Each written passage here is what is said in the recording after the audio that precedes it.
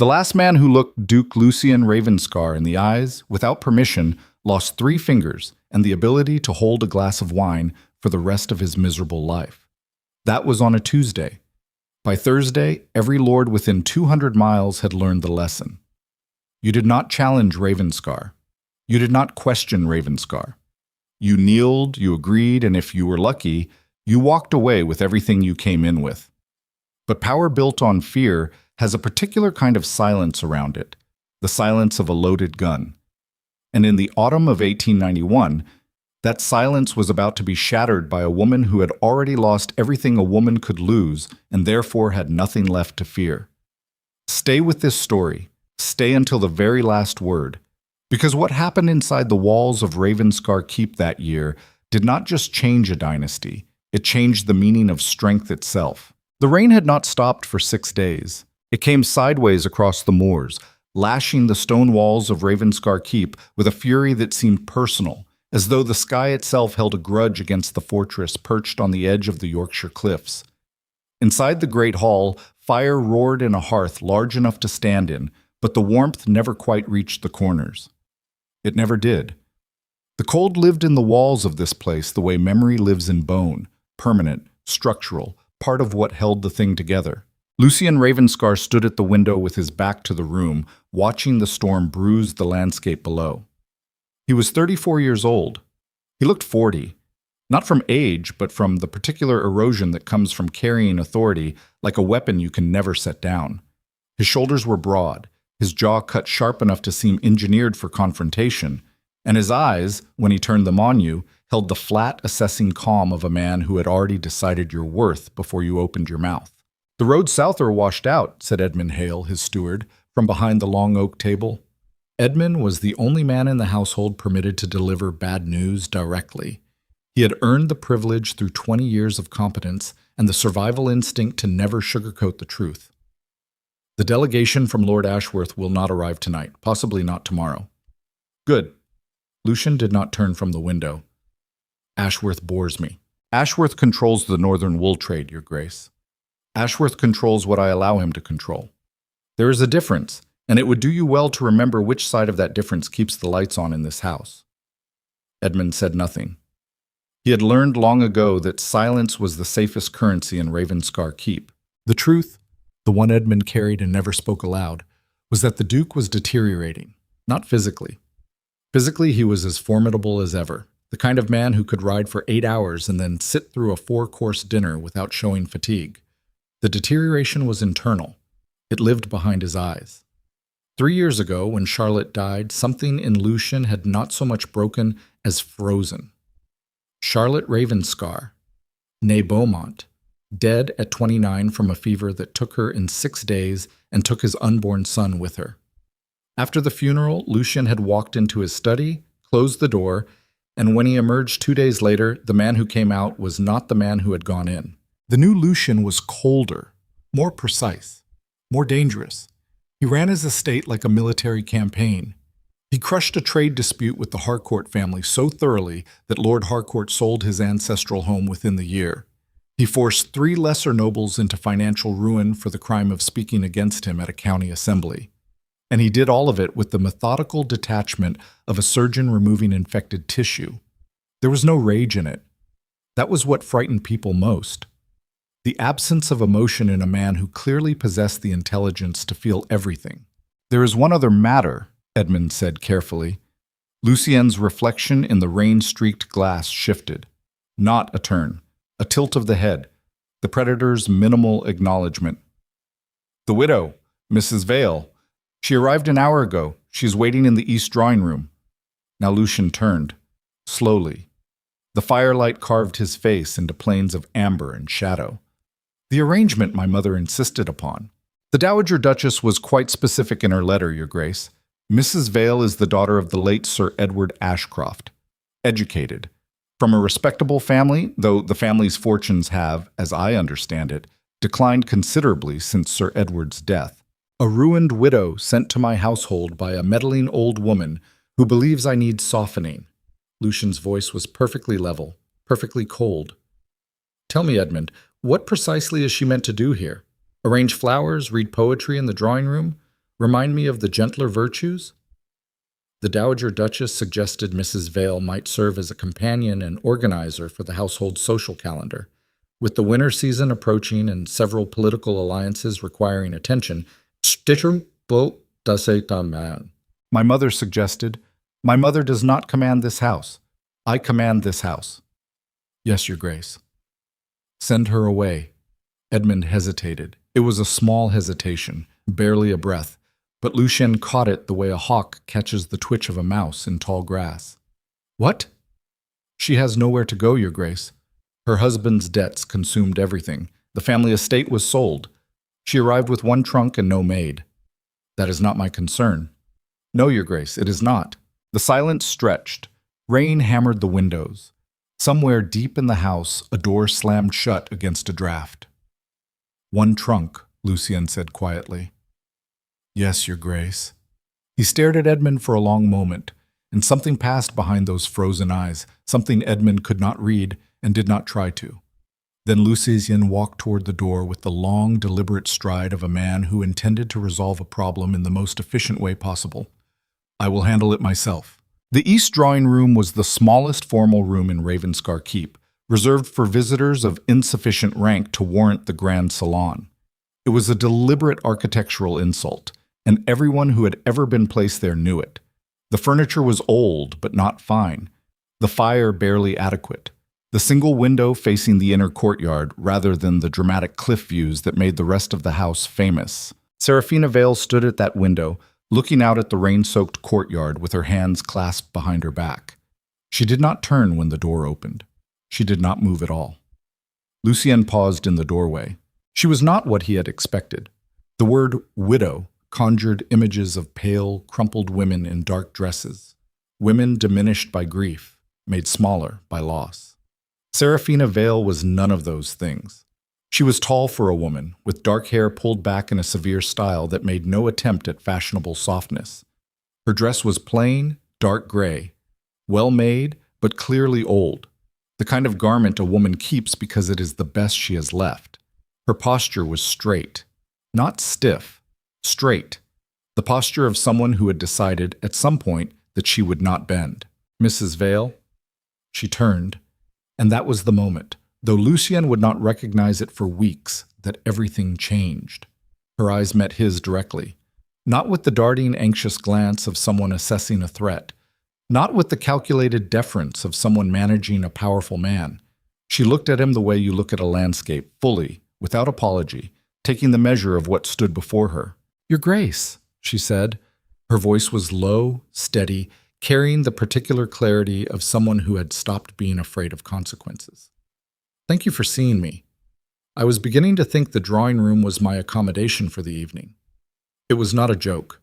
It was an observation delivered with the precise dryness of a woman who understood exactly where she had been placed and exactly what it meant. Lucien stepped into the room. He did not sit. He did not offer her a seat. This was how he conducted every interaction, standing, forcing the other person to either stand as well or sit and look up at him. "My mother arranged your presence here without my knowledge or consent. I want to be clear about that from the start. She mentioned you would say that. She also mentioned you would try to send me away within the first 10 minutes.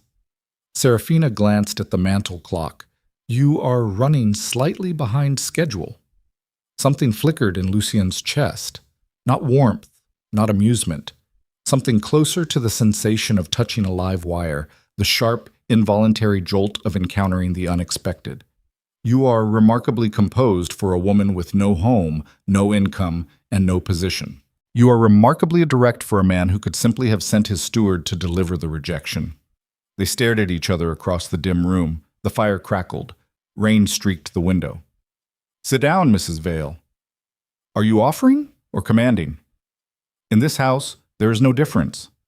"Then I will stand. I have had enough of commands dressed up as courtesy." Lucien's jaw tightened. He was not accustomed to resistance. He was not accustomed to anyone in his presence treating his authority as something open to negotiation. The lords who came to Ravenscar Keep arrived with prepared speeches and trembling hands. The servants moved through the halls like ghosts, careful to be useful and invisible. And here was this woman, this penniless widow with one trunk and a dead husband's debts, standing in his least impressive room, refusing to sit because she did not like his tone. He pulled a chair from the small table by the window and sat down himself, crossing one leg over the other, his posture deliberately casual, deliberately controlled. "Tell me about yourself, Mrs. Vale, since it appears you intend to stay long enough to require conversation." Serafina studied him for a moment. Then she sat, choosing the chair opposite, maintaining the distance of the table between them. "What would you like to know? The official version or the real one? I have no patience for official versions." "Then here it is. My father was Sir Edward Ashcroft. He was brilliant, generous, and completely incapable of managing money. He died 4 years ago and left my mother and me with a house full of books and a mountain of debt. My mother died the following winter. I married Robert Vale because he was kind and because kindness seemed like a reasonable foundation for a life. He died 11 months later of pneumonia. His family blamed me for his death, as families tend to do when grief needs a target. They contested the will. They won. I was left with the clothes I was wearing and whatever I could fit in one trunk." She paused. "Your mother was a friend of my mother's. She wrote to me. I came because the alternative was a governess position in a household in Manchester, where the lord of the house had a reputation for visiting the servants' quarters after midnight. The room was very quiet. "So you chose the devil you did not know over the devil you did," Lucien said. "I chose the devil who at least had the decency to be open about what he is." Another jolt. Stronger this time. Lucien felt it in his ribs, a sensation like the moment before a storm breaks, when the air changes pressure and every animal on the moor lifts its head. "You have been here 1 hour and you are already calling me a devil. You have been in this room 3 minutes and you have already tried to intimidate me with your furniture, your posture, and your silence. I do not think honesty is the problem between us, Your Grace. I think it might be the only thing that works." Lucien said nothing for a long time. He watched her the way he watched the moors from his study window, with the focused, patient attention of a man trying to understand a terrain that might either sustain him or destroy him. "You will stay," he said finally. "Not because my mother requested it. Because I have decided it. Thank you. I will try not to rearrange your furniture. You will manage the household social calendar. You will coordinate with Edmund on all matters of entertaining and correspondence. You will attend dinners when I require your presence. And you will understand that this house operates under my authority. Completely. Without exception." "I understand that you believe that," Serafina said quietly. Lucien stood. He looked down at her for a long, measuring moment, and for the first time in 3 years, the frozen surface behind his eyes showed a hairline crack, not visible to anyone watching, barely visible to him. But there, a fracture in the permafrost. He left without another word. In the corridor, Edmund was waiting. He had been listening, of course. He always listened. It was part of the job. "She stays," Lucien said, walking past without slowing. "Yes, Your Grace." "For how long?" Lucien did not answer.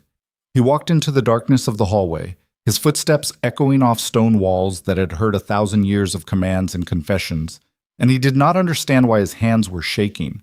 The first week was a siege conducted with impeccable manners. Serafina moved through Ravenscar Keep like water through stone, quietly, persistently, finding every crack. She reorganized the social correspondence that had piled up for months. She met with the kitchen staff and adjusted menus that had grown monotonous under the inattention of a master who ate meals the way he conducted business, efficiently and without pleasure. She walked the grounds in the rain, learning the layout of the estate, the positions of the tenant farms, the names of the groundskeepers and stable hands. And everywhere she went, she spoke to people. This was the thing that unsettled the household most. In 3 years under Lucien's frozen authority, Ravenscar Keep had become a place of silence. The servants communicated in whispers and gestures. The hallways echoed with the absence of conversation. And then Serafina arrived and began asking questions, not as a mistress gathering intelligence, but as a human being expressing genuine interest in other human beings. She asked the cook about his daughter's illness. She asked the head gardener about the storm damage to the south wall. She asked a young housemaid named Eliza why she flinched every time a door closed loudly, and when Eliza could not answer, Serafina simply sat with her in the kitchen until the girl stopped shaking. By the 3rd day, the servants were talking again. By the 5th, they were laughing. quietly, carefully, behind closed doors. But laughing. Lucien noticed. He noticed everything. From his study, from the dining room, from the window of his bedchamber that overlooked the courtyard, he watched Serafina move through his domain and felt the slow, grinding friction of something heavy being pushed against something immovable. "She is changing the temperature of this house," he said to Edmund on the 6th evening, standing in his study with a glass of whiskey he had not touched. "Yes, Your Grace." "I did not ask for that." "No, Your Grace. The servants are becoming comfortable. Some might say that is an improvement." Lucien turned on him with a look that could freeze running water. "Comfortable people make mistakes. Comfortable people forget their place. Comfortable people start believing they have a right to opinions. Mrs. Vale would argue that people with opinions are more useful than people without them. Mrs. Vale argues a great deal." "Yes, Your Grace, she does." Lucien drank the whiskey in one long swallow. It burned going down, and he welcomed the burn. He had lived inside numbness for 3 years, and the burn of whiskey was at least a sensation, at least proof that the nerve endings still functioned somewhere beneath the ice. "Dinner tomorrow. Invite Ashworth, the Carringtons, and Lord Blackwell. Full formal service. I want Mrs. Vale seated at the far end of the table." "The far end, Your Grace. If she insists on being part of my household, she will learn what that means." Edmund recognized the strategy. The far end of the table at a Ravenscar dinner was a position of calculated insignificance, close enough to witness power being exercised, far enough to have no voice in it. It was a test, or a punishment. With Lucien, the line between the two had always been thin. The dinner was a disaster, or a masterpiece. It depended entirely on where you were sitting. Lord Ashworth arrived with his wife and his eldest son, a dull young man with excellent posture and no visible personality. The Carringtons came with their usual cloud of nervous energy, Lady Carrington wearing a fortune in sapphires, as though the gems might protect her from Lucien's attention. And Lord Blackwell, the oldest and most cautious of Lucien's political neighbors, arrived alone, watching everything with the careful eyes of a man who had survived 4 decades of aristocratic warfare by never committing to a position until the battle was already decided. Serafina was seated, as ordered, at the far end of the table. She wore the same gray dress. She had no jewelry. She looked among the silks and gems and candlelight like a single line of honest prose in a book full of flourishes. The first hour was standard Ravenscar theater. Lucien dominated the conversation from the head of the table, steering discussions of trade policy and land disputes with the effortless authority of a man who had already decided the outcomes. Ashworth agreed with everything. Carrington agreed more enthusiastically. Blackwell said little and ate slowly. Then Ashworth made the mistake. "The tenant situation on the northern border is becoming unmanageable," he said, reaching for his wine. "I have had 3 families refuse to pay increased rents this quarter. I told them plainly, if they cannot meet the terms, they are free to find another lord willing to house them." "And where would they go?" Serafina's voice carried from the far end of the table with a clarity that cut through the ambient noise of silver on porcelain. Every head turned. "I beg your pardon?" Ashworth blinked at her as though a piece of furniture had spoken. "You said they are free to find another lord, but there is no other lord. You control every acre of farmable land within 30 miles. So what you actually told them is that they can pay or starve. I am curious whether you phrased it that directly, or if you dressed it up in the language of choice." The table went silent. Lady Carrington's hand froze halfway to her glass. Ashworth's face turned a shade of red that suggested both outrage and high blood pressure. Even Blackwell looked up from his plate. At the head of the table, Lucien watched. He did not intervene. He did not silence her. He watched with the focused intensity of a man seeing something he had not seen in a very long time. "Mrs. Vale," Ashworth's voice was tight, "I do not believe you understand the complexities of estate management." "I understand arithmetic, Lord Ashworth. If your tenants cannot pay increased rents, it means either the rents are too high or their yields are too low. If their yields are too low, it is likely because the drainage system on your northern acreage has not been maintained since your father's time. I walked through similar land on the Ravenscar estate this week. The problem is infrastructure, not disobedience." "You walked the fields?" Ashworth was incredulous. "I walk everywhere. You learn more from mud than from a dining table." Lord Blackwell, who had been silent all evening, set down his fork and smiled. It was a small smile, careful. The smile of a man who had just seen something shift in the room and wanted to remember the moment. "The lady makes a fair point," Blackwell said mildly. Ashworth looked to Lucian for rescue, for the expected outrage of a host whose guest had been publicly corrected by a penniless widow at the wrong end of the table. Lucian lifted his glass. "Edmund, see that Mrs. Vale has a better chair at the next dinner. The far end of the table appears to agree with her." No one at that table missed the meaning. In one sentence, Lucian had elevated Serafina from an object of dismissal to a person whose position in the household had just been publicly reinforced by the most powerful man in the room. It was not kindness, it was strategy. Lucian recognized value the way a general recognizes terrain, instantly, instinctively, and with a willingness to adjust the battle plan accordingly. But it was also, and this was the part that would keep him awake that night staring at the ceiling of his bedchamber, something else. Something he could not name. Something that had to do with the way she had spoken without permission, without fear, without calculating whether the words would cost her, and how watching her do it had produced a sensation in his chest that felt, against every wall he had built, like being alive. After the guest departed, Lucian found Serafina in the library. She was standing at the shelf near the window, running her fingers along the spines of books that had not been opened in years. "You humiliated a man who controls the wool supply for half the North," he said from the doorway. "I corrected a man who is confusing cruelty with competence. There is a difference. In politics, there is no difference." "Then politics is wrong." He stepped into the room. The library was dark except for a single lamp on the reading desk, and the shadows turned them both into outlines, shapes defined more by what they concealed than what they revealed. "You took a risk tonight. Ashworth could become an enemy. He was already your enemy. He was just smiling while he did it. I watched him all evening. He defers to you in public and watches you the way a man watches a wall he is looking for cracks in." Lucian went still. Because she was right. She was exactly right. He had suspected Ashworth of quiet treachery for months, a sense more than evidence, a reading of micro-expressions and strategic silences that suggested the wool lord's loyalty was conditional on Lucian's continued usefulness. And this woman, this widow with no resources and no position, had read the same truth in a single dinner. "You see clearly, Mrs. Vale. I see what is there. Most people do, if they are not too comfortable to look." The word landed between them like a thrown knife. Comfortable. The same word he had used with Edmund. The word that, in Lucien's vocabulary, meant weak, meant vulnerable, meant the thing that got Charlotte killed, not physically, not directly, but the comfort of believing life would continue, the comfort of planning for a child, the comfort of hope. "You should be careful with that clarity," he said quietly. "In this house, seeing too much can be dangerous. In every house I have been in, not seeing enough has been worse."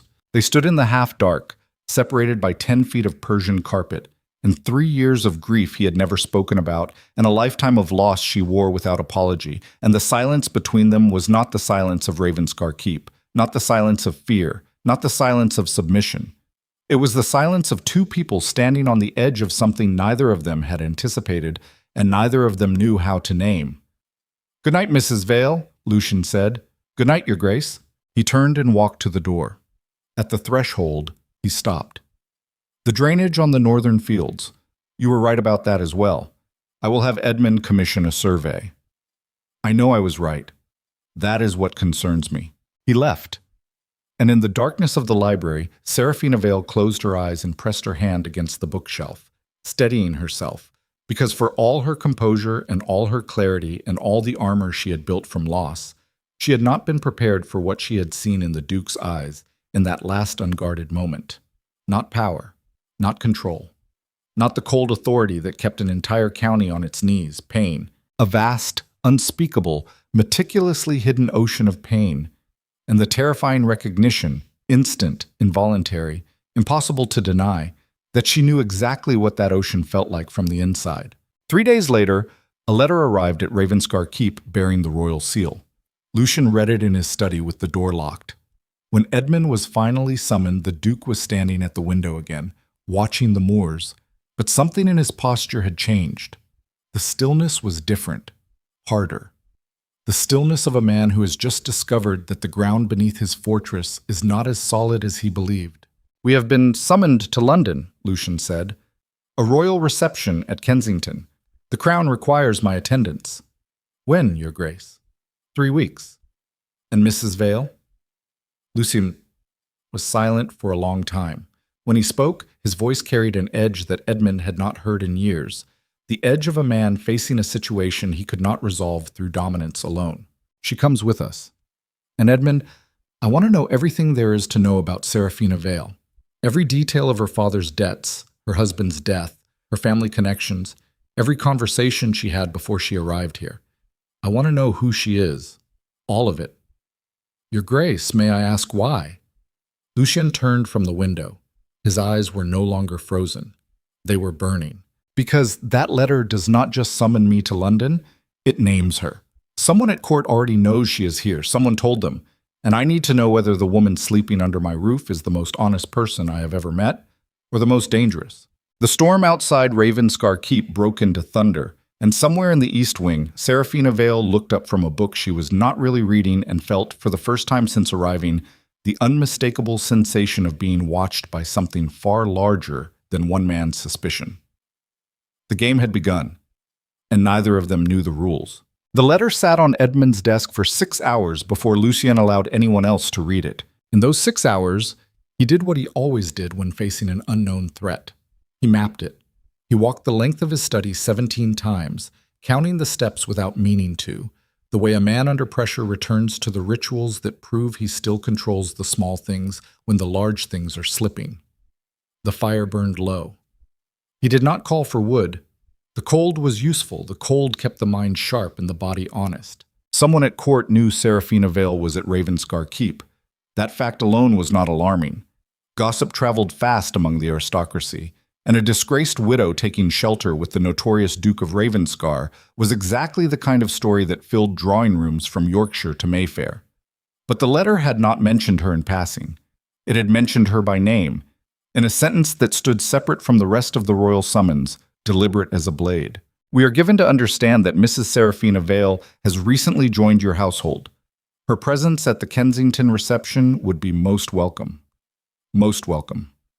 In the language of the court, that phrase carried the same weight as a closed fist inside a velvet glove. It was not an invitation, it was a confirmation that someone had already decided Seraphina Vale was worth watching, and that Lucian's awareness of that fact was itself part of the arrangement. He knocked once on the door of the east drawing room. 3 weeks ago, he would have simply entered. Something had shifted, and he hated himself for noticing it. "Come in." She was at the writing desk, not reading, actually working, moving through a stack of correspondence with the focused efficiency of someone who understood that usefulness was the only currency she currently possessed. She looked up when he entered, and her eyes went to his hands first, the letter folded between his fingers, and then to his face, reading the controlled tension in his jaw the way she seemed to read everything, directly, without performance. "Sit down," he said. "Is that an offering or a command this time?" "It is a request, one I am not accustomed to making." She set down her pen. Something in her stillness changed, sharpened, the way a person's posture changes when they recognize the particular register of a serious conversation. She sat.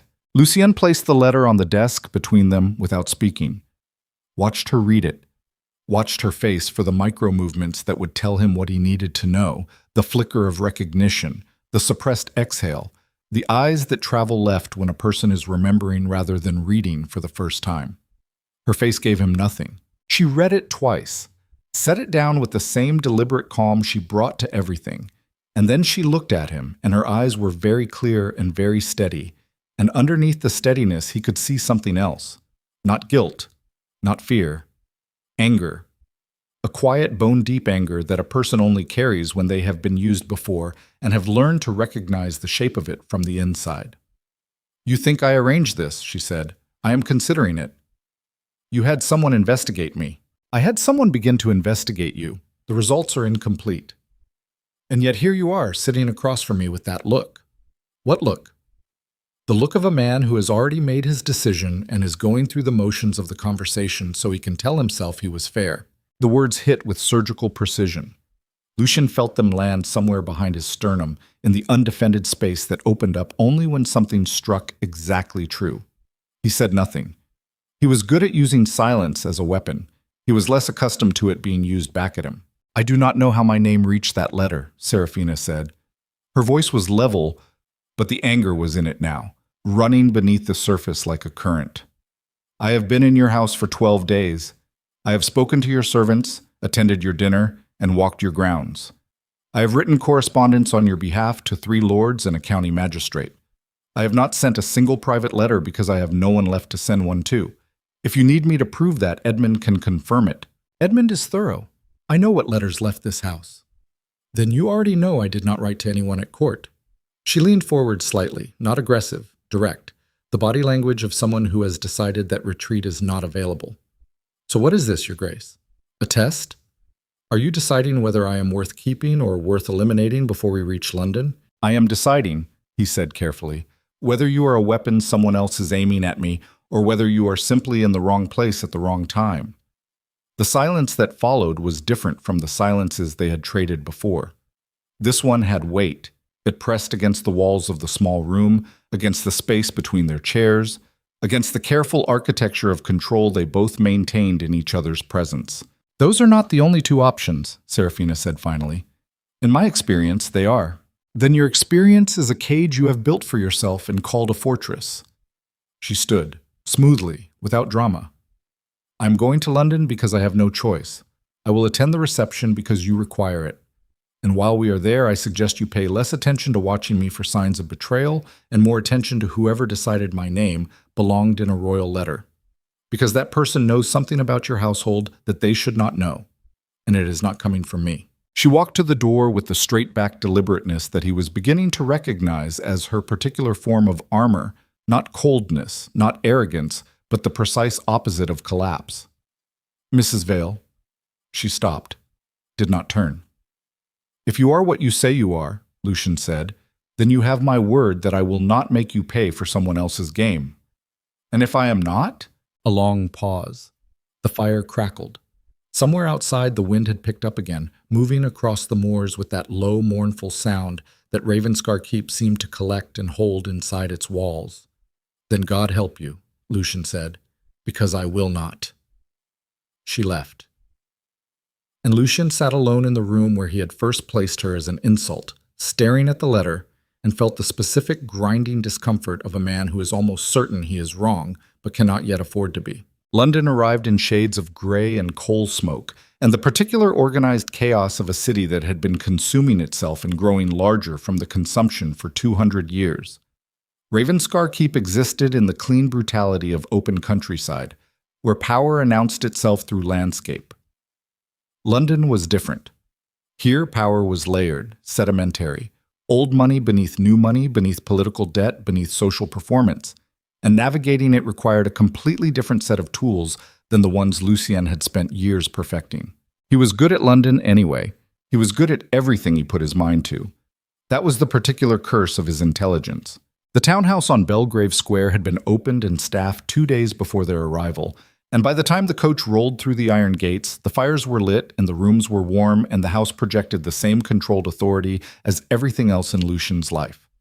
Serafina stepped out of the coach and looked up at the facade without comment, but he watched her take it in, the 4 stories, the polished stone, the geometrically perfect hedges, and he watched her recalibrate because Ravenscar Keep was power made visible in an ancient, bone-deep way. But this was a different kind of power, the kind that operated inside the world rather than apart from it, and she was intelligent enough to understand the difference. They had said almost nothing on the journey south, not from hostility, something closer to a mutual unspoken agreement that the conversation in the drawing room had changed something between them, and neither of them was ready to define what. Edmund had finished his investigation the night before they left Yorkshire. Serafina Vale's history, as Edmund laid it out in careful, neutral language, was exactly what she had described, and nothing more. Sir Edward Ashcroft's debts were real and catastrophic. The estate sale was documented. Robert Vale's death was confirmed by 2 physicians and a coroner. The family dispute over the will had lasted 3 months and had been adjudicated against her with a thoroughness that suggested the Vale family had possessed both better lawyers and deeper pockets. There was no hidden correspondence, no mysterious connections to court, no financial arrangement that could not be accounted for. Edmund had also, because he was Edmund and because he understood that the full picture sometimes included the periphery, included one additional detail. Robert Vale's older brother Thomas was currently employed as secretary to Lord Harwick, a senior minister in the Home Office, with direct access to the royal household. Thomas Vale, the man who had helped strip Seraphina of everything her husband left her, was connected to the very apparatus that had put her name in a royal letter. Lucian had read that detail 3 times and felt something cold move through him that was not quite guilt. Not quite. It was closer to the recognition that he had sat across from a woman who knew exactly how badly the world had used her and had looked him in the face with nothing but honesty, and his first response had been to treat her like a suspect. He did not apologize. He was not built for apologies. But that evening, when he found Seraphina reviewing the guest list for the Kensington reception in the townhouse drawing room, he told her about Thomas Vale. He told her flatly, without softening, the way he delivered every truth, because he had found that softening things was a form of condescension, and she had already demonstrated she did not need or want that from him. She was quiet for a long time after he finished. Her hand was resting on the guest list, and he watched her fingers press flat against the paper with a controlled, deliberate pressure that was the only external sign of what was happening inside her. "He put me here," she said. "He arranged for your name to reach court. Whether that was to protect you, use you, or expose you, I do not yet know. He does not want to protect me." Her voice was very quiet, not broken, stripped, the voice of someone removing the last of a particular illusion. "When Robert died, Thomas told me I had married into his family under false pretenses, that my father's reputation was a stain on the Vale name, that Robert would have been better off if he had never met me." She picked up the guest list and continued reviewing it, and the deliberateness of that action, the choice to continue working while processing this, told Lucien more about her character than anything she had said since arriving. "So Thomas put me in your house to embarrass you, or to watch you, or both. That is my current assessment. And now you are going to ask me to help you find out which." He looked at her carefully. The firelight was doing the same thing it always did, carving her face into honesty, and he was aware for the first time without the interference of suspicion that she was striking in a way that had nothing to do with conventional beauty. It was the quality of her attention, the sense that when she looked at something, she actually saw it. "No," he said. "I am going to tell you what I know and let you make your own choice." She looked up from the list. The surprise was brief, small, quickly contained, but he caught it. "We attend the reception together," he continued. "We give them the picture they expect. A duke and his household guest, respectable, unremarkable. While we are there, I will watch Harwick. You will tell me if you recognize anyone connected to your husband's family. At the end of the evening, we will know more than we know now." "And if I refuse?" "Then you refuse. I will manage the evening without you, and you can spend the night reading in the library." Another small pause.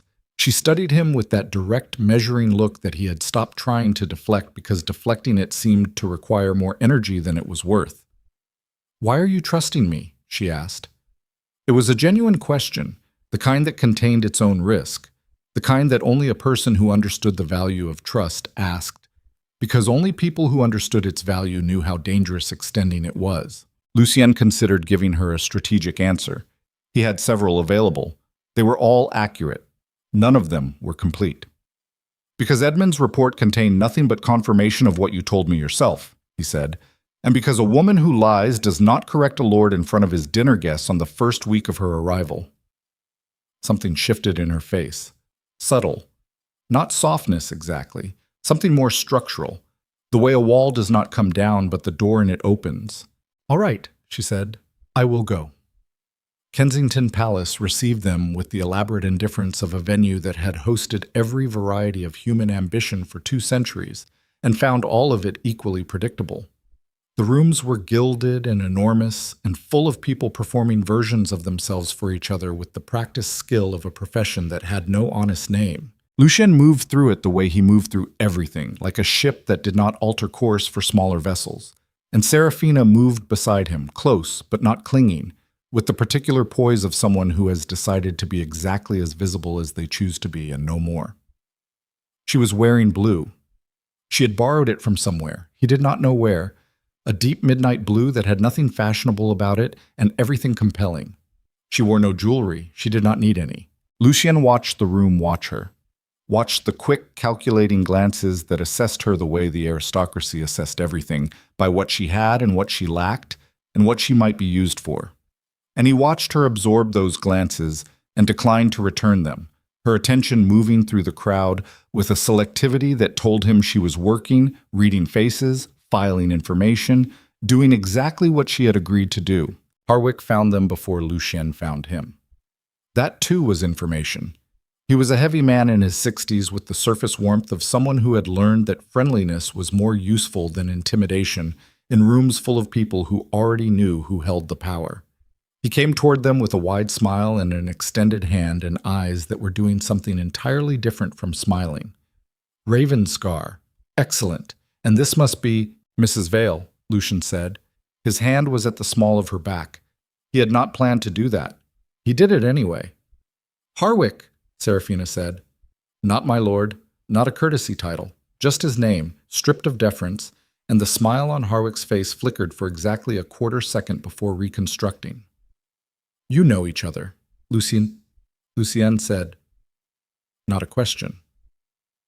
We have a mutual connection, Harwick said smoothly. My secretary knew Mrs. Vale's late husband. A fine young man. Tragic loss. Thomas Vale sends his regards, I assume, Serafina said. Her voice was perfectly pleasant. The subtext was a blade. He does, actually. He has always felt terrible about the difficulties after Robert's death. He asked me to extend his personal apologies if I happened to encounter you. How convenient that you happened to encounter me. Harwick's smile did not move. His eyes moved, though, a quick, assessing cut toward Lucien, recalibrating, adjusting the formula for this interaction in real time. Your Grace, I wonder if I might have a word later in the evening. There are some matters of mutual interest I believe would warrant a private conversation. Matters of mutual interest, Lucien repeated. You should know, Harwick, that in my experience, when a man describes something as mutual, he means it will cost me and benefit him. Ha! Harwick's laugh was polished. You are as direct as ever, Your Grace. A private word. Later. Lucien let a pause land. When I have decided I want one. They moved on. Through a cluster of Carrington associates, past a foreign ambassador who pretended not to recognize Lucien and fooled no one, toward a pair of tall windows overlooking the gardens, where the noise of the room thinned slightly. He arranged this, Serafina said quietly. All of it. Thomas asked him to get me close to you, not to hurt you, to have access. Thomas Vale wants leverage over me. He wants information. He works in the Home Office. Whatever you are involved in that connects to the ministry, he wants to know about it before it happens. Lucien looked down at her. The window light was different from firelight, cooler, more honest. Her jaw was set. You got all that from a 90-second conversation. I got all that from 12 years of watching powerful men use women as intermediate steps to other powerful men. She met his eyes. I am not angry about being used as a piece in someone else's game. I am angry that Thomas thought I would not notice. He thought you were desperate enough not to care. People always think desperate means blind. She looked back toward Harwick across the crowded room. He's going to approach you again tonight with something specific, an offer or a request that sounds like one thing and is another. When he does, I need you to listen to what he says about the Home Office's Northern Inspection Schedule. Lucien stared at her. How do you know about the Northern Inspection Schedule? Because Robert was working on a land survey when he died, a survey that overlapped with the ministry's jurisdiction in 3 counties. Thomas stopped that survey the day after the funeral. He told me it was because Robert had not finished it. The actual reason it was stopped is that it had found something the ministry did not want found. She paused. I did not have the means to pursue it then. I do not have the means now. But you do. The room roared and glittered around them. Somewhere across the gilded space, Harwick was talking to a man Lucien recognized as a senior aide to the Home Secretary, and the manner of that conversation, brief, specific, the aide's nod at the end, had the texture of something arranged rather than spontaneous. Lucien was aware of several things simultaneously, the political dimensions of what Serafina had just told him, the risk she had taken in telling him. The fact that she had possessed this information for weeks since before London, since perhaps before arriving at Ravenscar Keep, and had said nothing until this moment when the shape of the trap became clear enough to make it worth the disclosure. She had been waiting for him to be worth trusting. That thought landed in him like a stone dropped into still water, the ripple expanding outward through the ice. "Mrs. Vale," he said, keeping his voice low, keeping his eyes on the room, not on her, because looking at her in this moment would reveal something he was not prepared to have visible. "When this evening is over, you and I are going to have a very different kind of conversation." "I know," she said. "You are not afraid of that. I stopped being afraid of conversations a long time ago, Your Grace. It is the silences that kill people." He almost said something then, something that had been building in his chest for 3 weeks, through the storms and the dinners and the library in the dark and the morning sounds of a house that had started, without his permission, to feel inhabited again. He almost said it. Then across the room, Harwick caught Lucian's eye and smiled, and behind that smile was something sharp and satisfied, the expression of a man who believes he has successfully positioned his pieces on the board. And on Harwick's left, standing close enough for the proximity to be meaningful, was a man Lucian had not seen in 4 years. A man he had believed was dead. Richard Ashcroft, Seraphina's brother, the brother she had never mentioned, the brother whose name appeared nowhere in Edmund's report, the brother who was standing next to Lord Harwick at a royal reception with the easy familiarity of someone who belonged there, who had always belonged there, who had been there the whole time. Lucian's hand at her back went very still. "Mrs. Vale," he said quietly, "look to your left," slowly. She turned, and the color left her face in a single, complete wave, like tide going out, leaving behind the pale stone of something that had been there all along beneath the surface. The man she was looking at was not supposed to exist. She had buried him 2 years ago. She had stood over an empty box that his lawyer told her held his remains, and said farewell to the only person in her family who had ever loved her without conditions. Richard Ashcroft was not dead. And from the way he was looking at her now, across the gilded room, with an expression that held no surprise and no guilt and no relief, just calculation, calm and total calculation. The way a chess player looks at a piece he has moved precisely where he intended it to go. She understood all at once, fully and completely, and without the mercy of doubt, that he had never been meant to be found. The dead do not attend royal receptions. That was the thought that moved through Seraphina first. Not recognition, not grief, not rage. Just that single, flat, structural impossibility, pressing against the inside of her skull, while the gilded room continued its noise around her. And Richard Ashcroft stood across it wearing the calm expression of a man who had been waiting for this exact moment and had decided long ago exactly how he would look when it arrived. She did not move. She had learned in the years since Robert's death that the body's first instinct when confronted with something unendurable is to perform normalcy. The muscles lock, the face holds, the lungs continue their work. The self retreats to whatever small fortified room exists inside a person where the worst things cannot immediately follow. Lucian's hand at her back had gone completely still. He was already moving through the information. She could sense it in the quality of his silence, the particular stillness of a man rearranging everything he thought he knew. "How long have you known he was alive?" Lucien's voice was low, measured, the controlled tone of someone choosing precision over reaction. "I did not know," she said. The words came out flat and airless, like something said from the bottom of a very deep place. "I buried him 2 years ago. His solicitor brought me the papers. I signed documents for the estate. I stood at the churchyard and She stopped, pressed her fingers against the cold surface of the window frame. "I grieved him. Look at me." She turned. Lucien was watching her with that unflinching attention he brought to everything, and for once there was nothing calculating in it. He was reading her the way he had read the room all evening, looking for the unguarded truth beneath the managed surface. He found it. She could tell by the fractional shift in his expression, something that was not quite sympathy, but was closer to it than anything she had expected from him. "He is walking toward us," Lucian said. "I know. What do you need?" The question surprised her more than anything that had happened in the last 60 seconds. "What do you need?" Not a command. Not a strategic calculation, a question with no hidden agenda in it, asked in the voice of someone who understood that some situations required information before action. "Time," she said. "I need about 30 seconds before I can be trusted to speak." "You have it."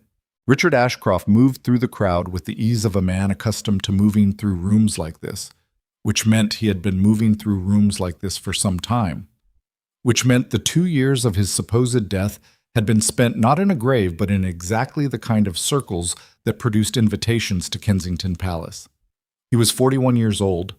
He looked younger than she remembered, better fed, better dressed, wearing a coat that cost more than their father had earned in any given year at the end of his life. She had loved him. That was the thing she had to hold alongside everything else she was discovering. She had loved Richard with the unguarded ferocity that only exists between siblings who have survived the same wreckage together. He had held her hand when their mother died. He had written to her every week for the first year of her marriage, warm, funny letters full of observation and affection. He had been, she had believed until 30 seconds ago, the only honest person in the history of her life. He stopped 2 feet away and smiled. It was a good smile. She had always trusted it. "Sarah, you're going to speak to me," she said, "as though this is a normal thing, as though we are two people who have not seen each other in a while. You're going to give me a reason to stay in this room rather than walking out of it." Richard's gaze moved to Lucien. A measured assessment, brief and thorough. "Ravenscar," he said. "Ashcroft," Lucien replied. There was nothing in his voice, no warmth, no hostility, nothing.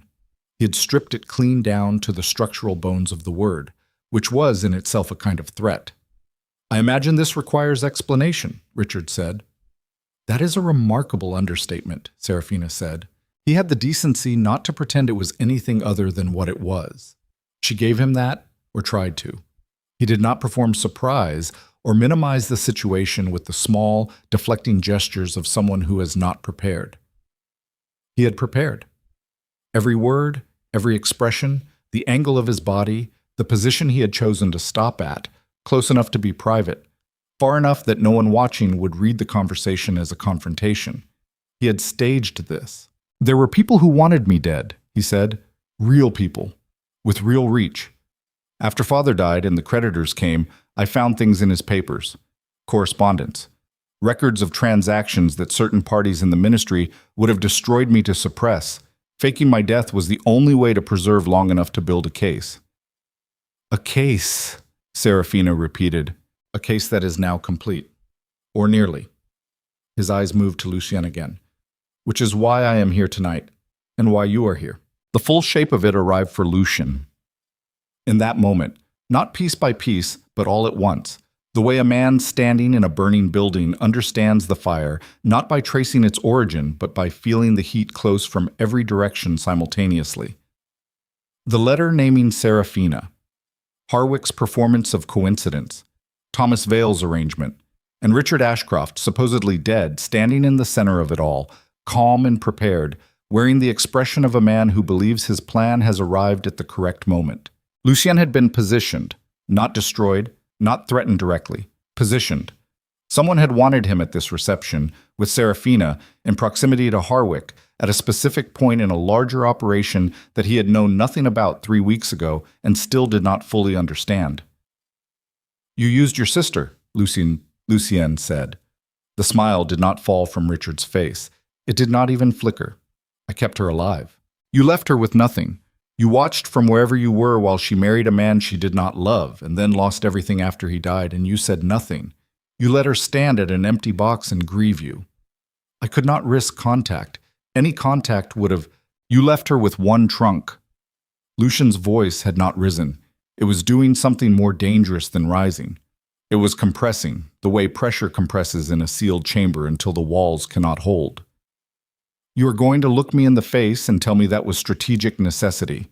Richard looked at his sister. Something moved behind his eyes then, the first unmanaged thing she had seen from him, a crack in the architecture, a fracture along a fault line that had clearly been under pressure for a long time. "Sarah, do not." She took a breath. One breath, slow, controlled, the kind of breath you take when you are deciding whether to spend the grief or the rage, and you know the answer has consequences either way. Tell me what you need from us. Tell me the shape of the thing you built around my life without telling me, and then we will discuss everything else." The private room Harwick produced was a small antechamber off the main corridor, the kind of room designed for exactly this purpose. 4 chairs, no windows, a door thick enough to muffle sound. Harwick sat. Richard stood. Lucien positioned himself near the door, not blocking it, but close enough that his presence registered as the final word on whether it remained open or closed. Serafina sat because her legs required it.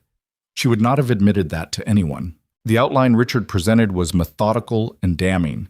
Sir Edward Ashcroft's papers had contained records of a land survey.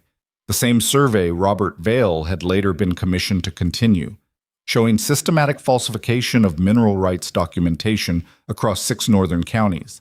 The falsification had redirected ownership of substantial mineral deposits from their legitimate title holders to a shell of interlocking holding companies, most of which traced back, through enough layers to defeat casual inspection, to a small group of ministry officials coordinating through Harwick's office. It was not a political conspiracy in the grand sense. It was theft. Patient, architecturally sophisticated theft on a scale that required both access and protection, the kind of theft that only functions when the people conducting the investigation are the same people who committed the crime.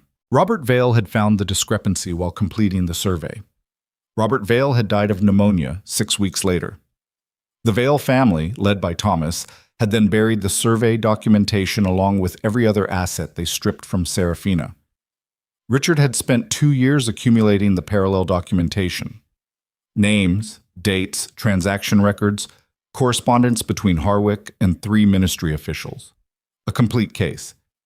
But incomplete in one specific way. The mineral rights for the Ravenscar estate, Richard said. 2 parcels on the northeast border.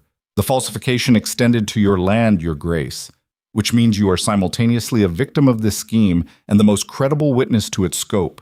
A duke's testimony carries weight that mine, legally dead for 2 years, does not. Lucien looked at him for a long moment. The silence in the room was absolute. "You arranged for my household to be infiltrated," Lucien said. "You arranged for your sister to be installed in my home without her knowledge or consent.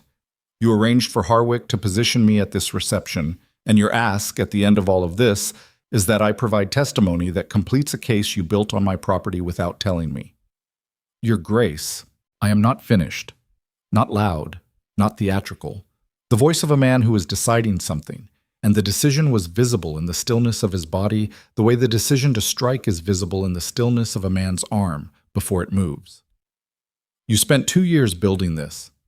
You had every opportunity to approach me through legitimate channels. You chose instead to move your sister like a chess piece into my household and let her believe she was simply out of options. She was out of options. I gave her a better one.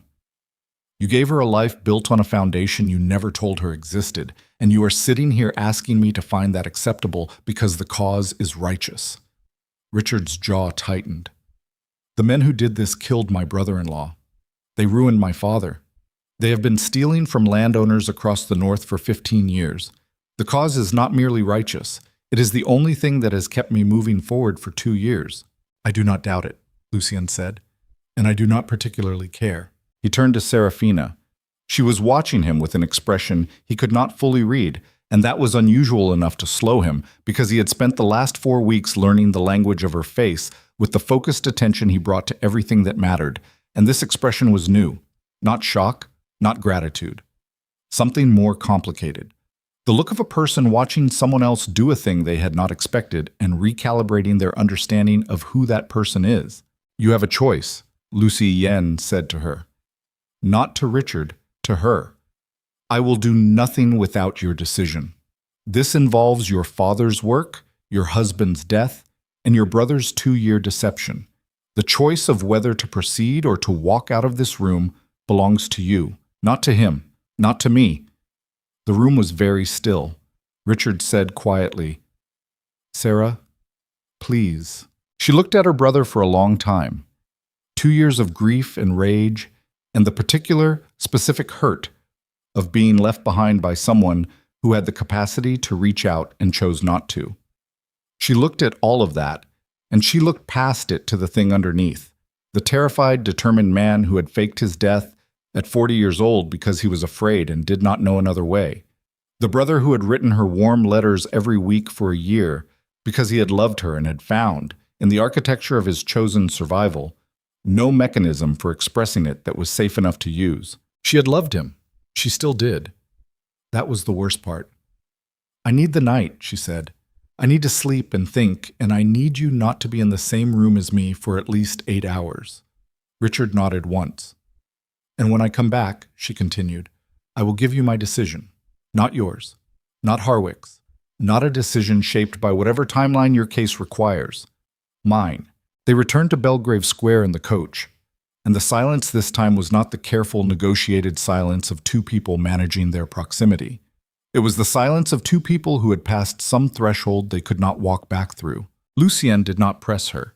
He looked out the window at the London streets, gas-lit and wet with the evening's rain, the same rain that followed them everywhere, and he thought about Robert Vale dying in a drafty house with a survey in his papers that someone killed him over, and about Serafina standing at an empty box in a churchyard, and about the particular human vulnerability of believing that the people who love you are not simultaneously the people most capable of destroying you. He thought about Charlotte, about how he had believed, in the comfortable, unexamined way of a man who had never lost anything significant, that the life they were building was stable, was permanent, how the fever had dismantled that belief in 6 days and left behind the rubble that he had spent 3 years calling a fortress. Charlotte had not betrayed him. Charlotte had simply died, which was the version of abandonment that offered no one to be angry at, no architecture of deception to dismantle, just absence, just the specific gravity of a space shaped exactly like a person.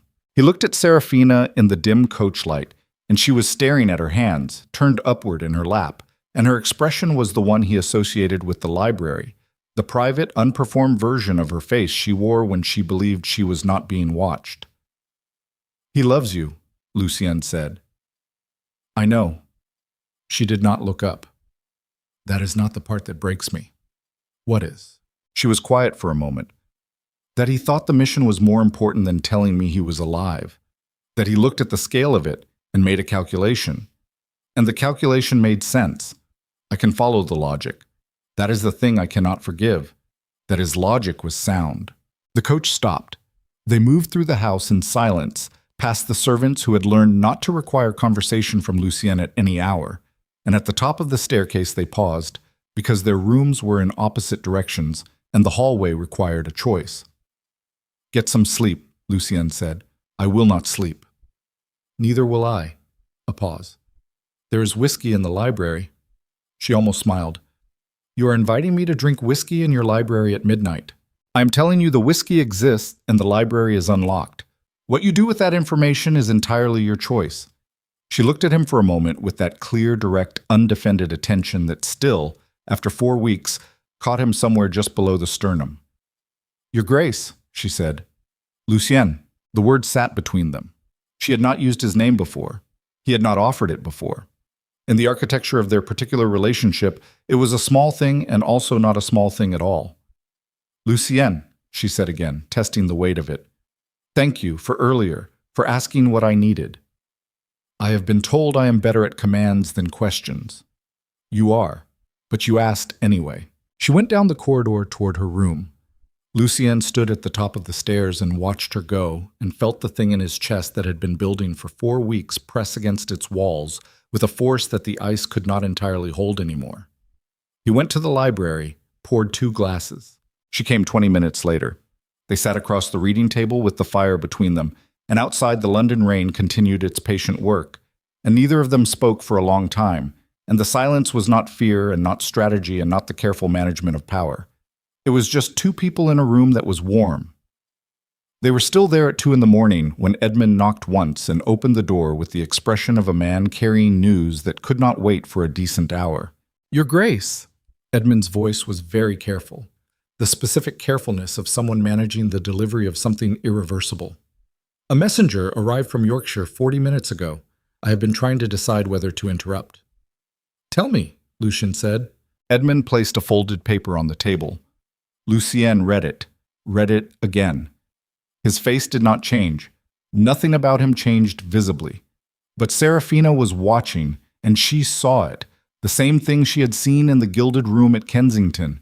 The hairline fracture in the permafrost, widening now into something that could no longer be called a crack. "What is it?" she asked. She.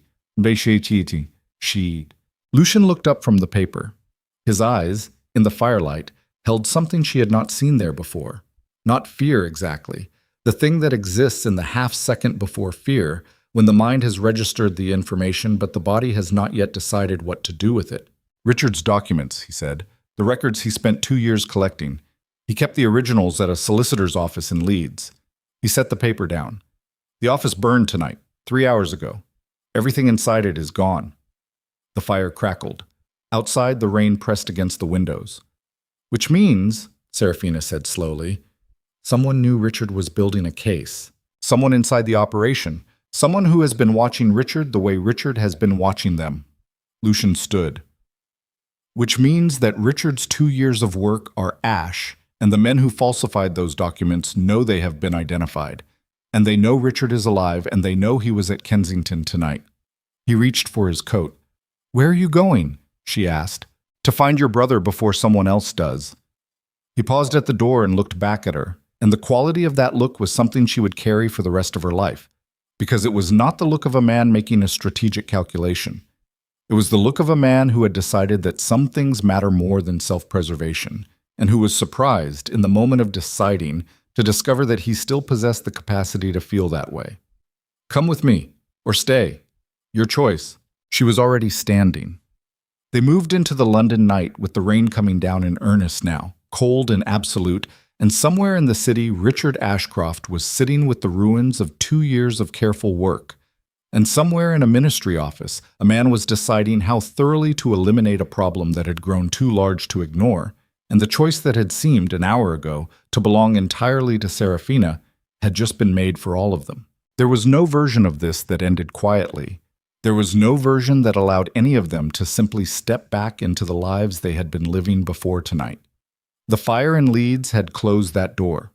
Whoever ordered it had done so knowing the consequences, knowing it meant full exposure or full escalation, and had decided that escalation was the manageable one, which meant they intended to finish it, and they intended to finish it soon, and the only question left, the only question that mattered, was whether Lucian Ravenscar was willing to become something other than the man who ruled from behind cold walls and calculated distance, willing to step into the open where everything he had protected himself from for 3 years could reach him, willing to fight not for dominance or for territory, but for something he had not allowed himself to name yet. Standing in the rain outside the Belgrave Square townhouse with Serafina beside him, and London's gas lamps turning the wet cobblestones to fractured gold, Lucian felt the last of the ice in his chest do the thing ice does when the temperature finally shifts enough to matter.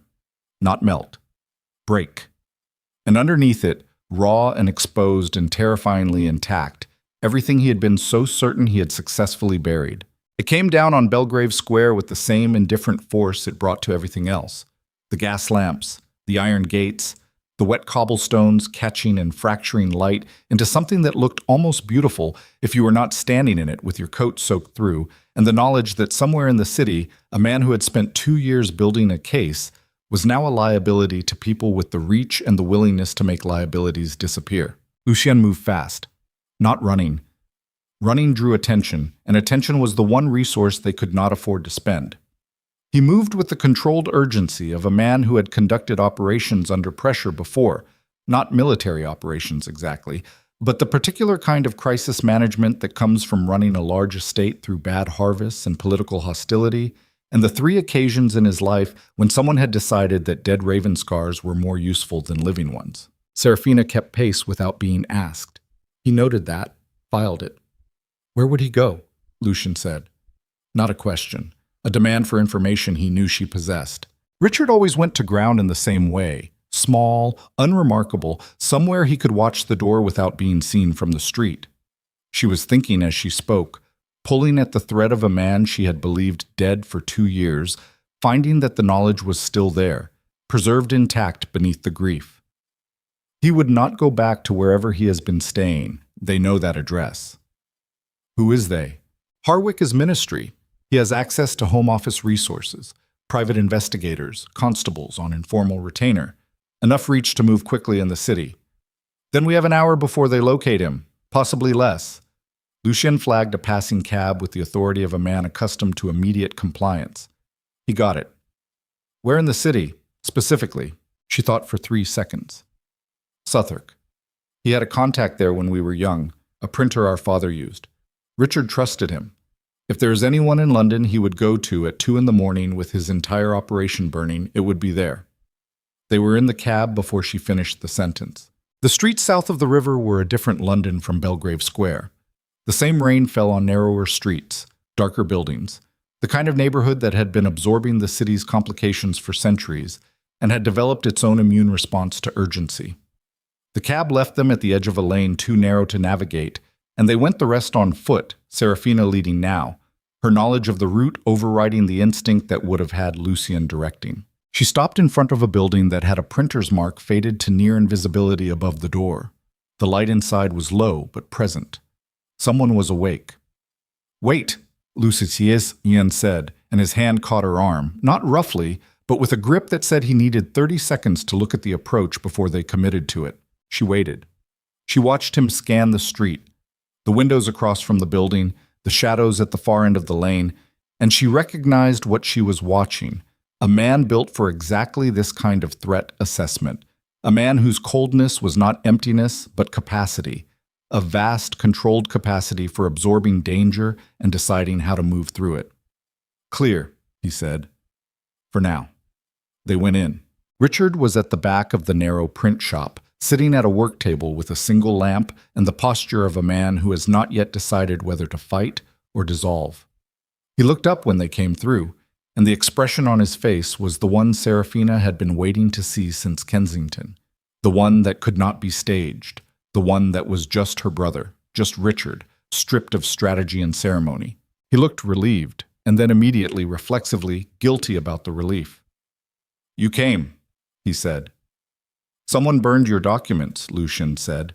He pulled a chair from beneath the work table and sat in it backwards, arms across the back, his posture deceptively casual in the way that only very controlled people can look casual when they are operating at full capacity.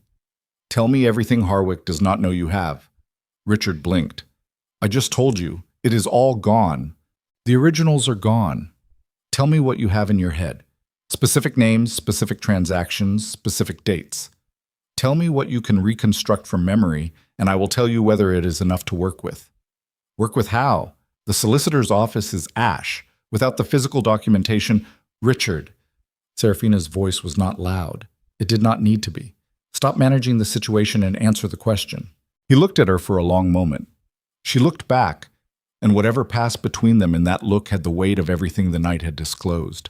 The grief, the rage. The grief underneath the rage, and the very specific ache of love that has been distorted by fear, but has not, despite everything, been destroyed. He told them. It took 40 minutes. Names, titles, transaction amounts, dates, the specific ministry routing numbers that connected the falsified mineral rights to the holding companies, the names of 3 additional officials who had received payments, the location of a secondary set of documents that Richard had deliberately not kept with the primary set, held instead with a different solicitor in Edinburgh, a man who did not know what he was holding and had been instructed only to open the sealed packet if Richard himself failed to appear at a scheduled meeting in 3 weeks. When he finished, the lamp between them was burning lower and the street outside had gone quieter in the particular way of late London nights, and Lucien had said nothing for several minutes. "The Edinburgh packet," Lucien said. "It is enough, with testimony." "Enough to take to the Crown directly," Serafina said. "Over Harwick's head. Over the ministry entirely. It requires reaching the Lord Chancellor's office before Harwick can neutralize the channel." Lucien was looking at the work table, not at either of them, the focused inward look of a man running calculations. "I have a relationship with Pemberton at the Chancery. Old, not warm, but real. He owes me from the Carrington dispute 3 years ago, and a man like Pemberton does not forget debts. Can you reach him tonight? By morning." He looked at Richard. "You cannot be in London when I do, not because I distrust you, because if Harwick has had this building watched and knows we came here, your presence near the Chancery compromises the approach. Richard absorbed this. Where do I go? Yorkshire, Ravenscar. He said it flatly, as though the offer of shelter required no ceremony. Edmund will expect no explanation and ask for none. You will be there when this is resolved. Lucien. Richard's voice had shifted. The strategy had gone out of it. I am sorry for what I built around your household, for using your home without permission, for... I do not require your apology, Lucien said. Not harshly, simply. I require your cooperation for the next 72 hours. The account between us can be settled when there is time for it. They separated at 3 in the morning, Richard heading for the northern coach with enough money from Lucien's coat pocket to buy a passage without his name on any document, moving through the London dark with the lowered profile of a man who has learned to survive by becoming temporarily invisible. Lucien and Serafina walked back toward the river to find a cab. She said halfway across Blackfriars Bridge with the Thames running dark and enormous below them, "You did not have to include me in any of that. You were already in it. You know what I mean?" He did. He stopped walking. The rain had eased to a thin, persistent mist that settled on everything without drama. The city's light reflected off the water below them in long, broken streaks, and the bridge was empty at this hour, just the two of them and the river and the particular quality of silence that a city makes at 3 in the morning when it is briefly accidentally honest. "I know what you mean," he said. She waited. "I have been running Ravenscar Keep for 11 years, he said.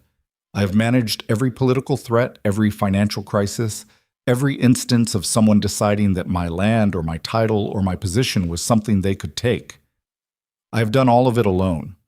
Not from choice, exactly. From the understanding that involving other people creates exposure, creates the thing they can use against you." He looked at the river. "Charlotte died, and I decided that was the proof. That caring about something gives the world a lever. That the only safe position is the one where you have already stripped away everything they can take. That is not a fortress," Serafina said quietly. "That is a grave you decided to live in." "I know that," he said. "Now." The words fell between them with the specific weight of something that has been true for a while and is only now being said out loud, and the mist came down around them, and London breathed its enormous night breath around them. And Lucien turned and looked at her with an expression that was not the Duke of Ravenscar's expression, not the controlled, assessing, strategic face of the man who frightened lords into compliance, but something rawer and older and more essential. "I'm going to finish this," he said, "and when it is finished, I'm going to ask you something. And I want you to know before it is asked that it will not be a command." She looked at him for a long moment. Her face in the mist and the river light was very clear. "All right," she said. They returned to Belgrave Square.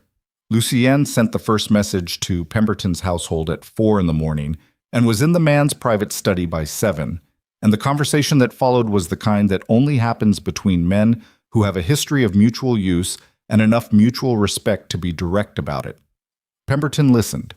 He asked 3 questions. He sent his own message to the Lord Chancellor's office by 8. By noon, the mechanism was in motion. Harwick was summoned to a meeting at the Chancery at 2 that afternoon. Not arrested. Summoned. In the specific, lethal language of institutional process that everyone in that world understood, meant the same thing as arrested, but arrived with less drama and more finality. Lucien was in the anteroom when Harwick came out. He had not planned that. He had come to confirm the meeting had taken place, to verify the channel was holding, to do the last operational thing he could do in the building's public spaces. Harwick walking out of the meeting room into the corridor and finding Lucien standing there was an accident of timing. Harwick's composure held for approximately 2 seconds. "You moved fast," he said. "I always move fast. You did not know that because you were watching the wrong things about me." "This is not finished, Ravenscar." Pemberton disagrees. The Lord Chancellor disagrees. Lucien's voice was level. Exact. And within 48 hours, when the Edinburgh documents arrive, the Crown will disagree. Which means it is finished, Harwick.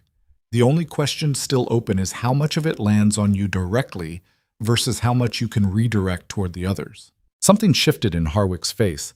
The polished surface cracked along lines that had clearly been under structural stress for some time.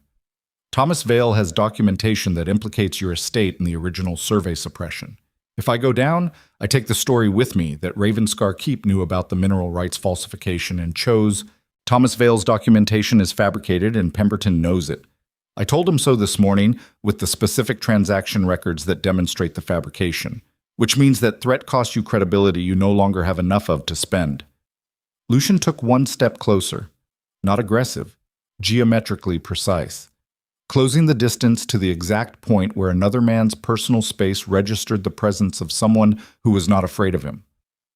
You are going to cooperate with the Chancellor's investigation. You are going to provide names. And in exchange for that cooperation, you are going to have the opportunity to spend whatever years remain to you in circumstances that, while diminished, do not involve a cell. And if I refuse, then I stop being interested in your circumstances at all. He left Harwick in the corridor and walked out of the chancery into the pale afternoon light, and his hands, moving against his coat, were steady. He had expected to feel something at that moment, the cold satisfaction of power exercised cleanly, the specific gratification of having moved an opponent off the board. He had felt that sensation many times in 11 years of running Ravenscar Keep. He felt it now, but underneath it, pressing through it, was something else. Not warmth exactly, something more structural. The sensation of a man standing on ground that is solid rather than frozen over, feeling the difference between the two for the first time in years. He got into the waiting coach and told the driver Belgrave Square, and leaned his head back and closed his eyes for 30 seconds. Just 30 seconds, letting the movement of the coach through the London streets hold him still. He thought about what he was going to ask her. He thought about how 3 weeks ago he had sat across from a woman in his smallest and least impressive drawing room and tried to diminish her with furniture and silence, and how she had looked him directly in the face and declined to be diminished, and how that single, undefended refusal had done more damage to the walls he had built than 11 years of political hostility combined. He thought about Charlotte, not with the suffocating, airless grief he had carried for 3 years, but with the quieter sorrow of a man who has learned that the dead do not require the living to stop, that grief is not loyalty, that continuing is not betrayal. The coach was 4 blocks from Belgrave Square when it stopped, not slowed, stopped. The full abrupt halt of a vehicle whose horses have shied from something in the road, and Lucien came forward in his seat with the momentum and was already reaching for the door handle when he heard the coachman shout something short and sharp that was cut off mid-word. Then the door opened from the outside. The man who opened it was not one of his. Lucien registered this in the quarter second before the man reached in, big, professional, the kind of physical presence that is not accidental, moving with the specific economy of someone who has done this before. Lucien's elbow connected with the man's jaw before conscious thought was involved.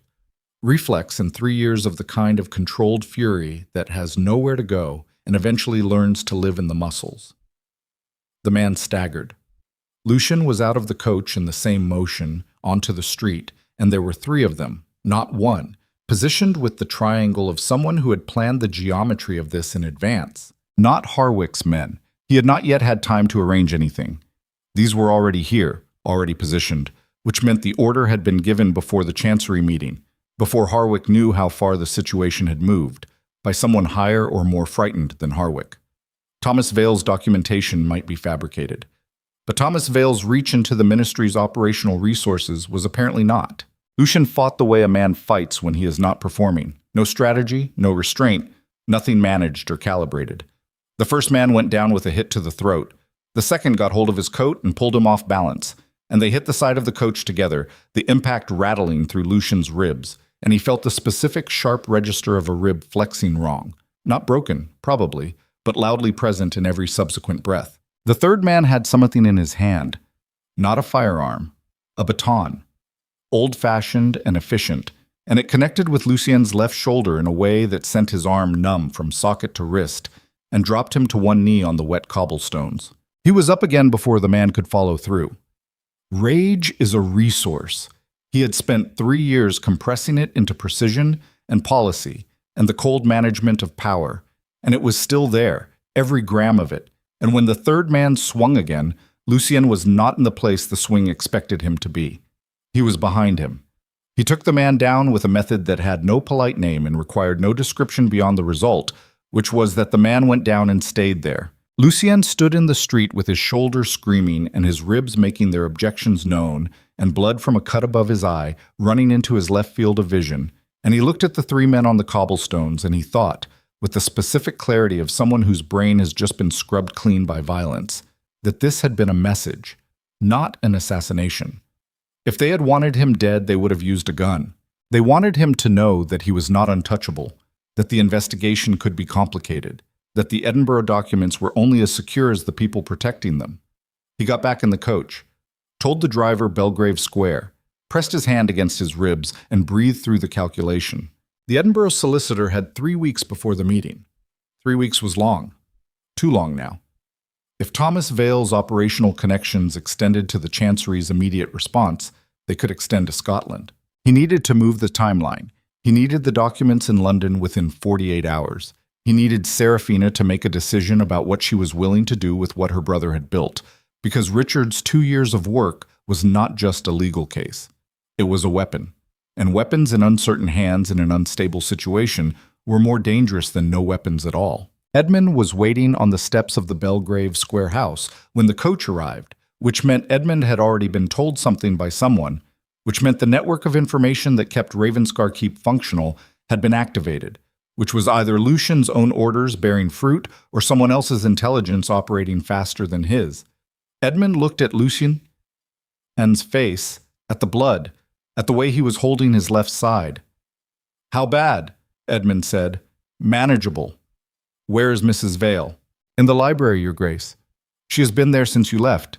She has not eaten." A pause. "There is something else. Tell me."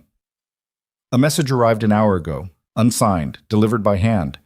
Edmund produced a folded paper. "I believe it is from Thomas Vale." Lucien took it, read it on the steps in the thin afternoon light, his ribs making every breath a declaration. The message was 4 sentences. 4 sentences that rearranged everything he had thought was settled about the shape of the next 48 hours. He read it twice, folded it, put it in his coat. "Where is it?" he said. Quiet. Exact. The voice of a man who has just had the game change completely underneath him and has already started adjusting. "Ravenscar Keep, Your Grace." Edmund's voice was very careful. "The message says they have been there since yesterday." Lucian looked up at the house. The pale London facade, the ordered windows, the city going about its indifferent business around him. He thought about the woman in the library who had not eaten. He thought about what he had been going to ask her. He thought about the specific geometry of a situation in which someone had decided that the most effective way to stop what was happening was not to threaten the Duke of Ravenscar, but to take the thing the Duke of Ravenscar had only just, after 3 years of ice and isolation, allowed himself to need. He went inside, straight to the library. She looked up when he came in, and her eyes went immediately to his face, to the blood, to the way he was standing, and her face did the thing it always did, moved past the managed surface to the direct, undefended assessment underneath. "Sit down," she said, on her feet already, moving toward him. "There is no time." "Lucien," his name in her voice. He stopped moving. "Sit. Down." He sat. She found a cloth from somewhere and pressed it against the cut above his eye with a steady, practical hand, and he let her, because the alternative was arguing, and arguing required energy he needed to preserve for what was coming.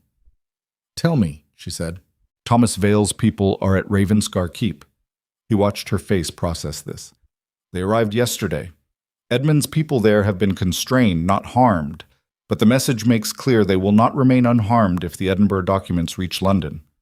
She held the cloth against his face and was very still. "Thomas is holding Ravenscar hostage," she said. "He is holding the people in it." She pulled the cloth back. The bleeding had slowed.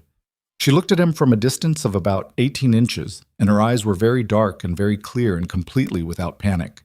The eyes of a woman who has already survived the worst things she knew about and has discovered in this moment that she is capable of surviving more. "He miscalculated," she said. "How?" "He thinks I am a piece he moved onto your board. He thinks you are protecting an asset." She set the cloth down. "He does not know that you would go back to Ravenscar anyway." "I was always going back." "I know." She stood. "Then let us go back." She said it the way she said everything that mattered, without drama, without waiting to be invited, as though the decision had been made the moment the information arrived, and the intervening seconds were simply the time required to say it out loud. Lucien looked at her, and the thing he had been going to ask her pressed against the inside of his chest with a force that the remaining ice could no longer contain. And he understood, with the specific, unambiguous clarity of a man who has been reduced by circumstances to his most essential self, that the answer was already there in the way she was standing, in the way she had said, "Let us, not you, not I." He stood. His ribs registered the movement with conviction. He ignored them. "Edmund!" His voice carried to the doorway where Edmund had positioned himself with the long-practiced instinct of a man who knew when to be within earshot. "Coach ready in 10 minutes, armed, and send ahead to Ravenscar. Tell whoever Thomas Vale left in charge that the Duke is coming home." He reached for his coat. "And tell them," he said, "to make sure that whoever is in that house when I arrive understands one thing clearly." He looked at Serafina. She was already moving toward the door, already in motion, and the line of her back was the same straight, unbreakable line it had been in the East drawing room on the first night, when she had refused to sit because she did not like his tone, and he had felt, for the first time in 3 years, the specific and inconvenient sensation of encountering something he could not control and discovering, to his own bewilderment, that he did not want to. "Tell them," Lucien said quietly, "that there is nothing in that house worth more to me than what is standing next to me right now, and that I am coming through whatever they put in my way to prove it."